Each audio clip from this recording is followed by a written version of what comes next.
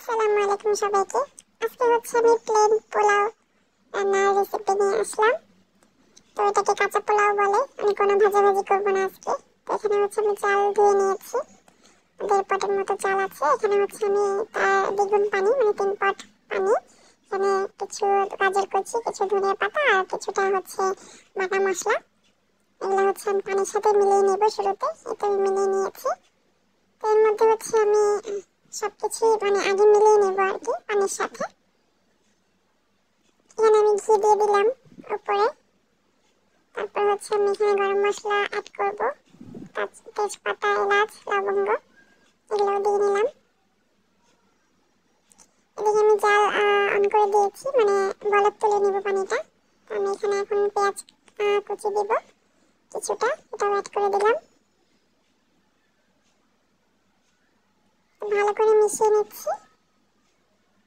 প্রায় বলক চলে আসছে। এই পর্যায়ে হচ্ছে আমি চালগুলো দিয়ে দিয়েছি, এই যে দেখতে পাচ্ছেন। আর পরিমাণ মতো লবণ দিয়ে নিয়েছি আমি আগে। তো এটাকে এখন আমি ঢেকে দেবো আর কি। বলক উঠে আসলে যখন একটু পানি কমে আসবে, এই যে এরপর যে পানিটা অনেকটাই কমে এসেছে, এখন আমি একটু নাড়া দিয়ে দেবো আর কি। এভাবে যে পোলাও রেসিপিটা মানে ভালো লাগে, সেটা আমি প্রথমবার করে দেখলাম। খারাপ লাগেনি, ভালোই লেগেছিল। আমি আবার ঢাকনা দিয়ে ঢেকেছি একটু নাড়া দিয়ে। রান্না আমার প্রায় হয়ে গিয়েছে, এই যে দেখতে পাচ্ছেন।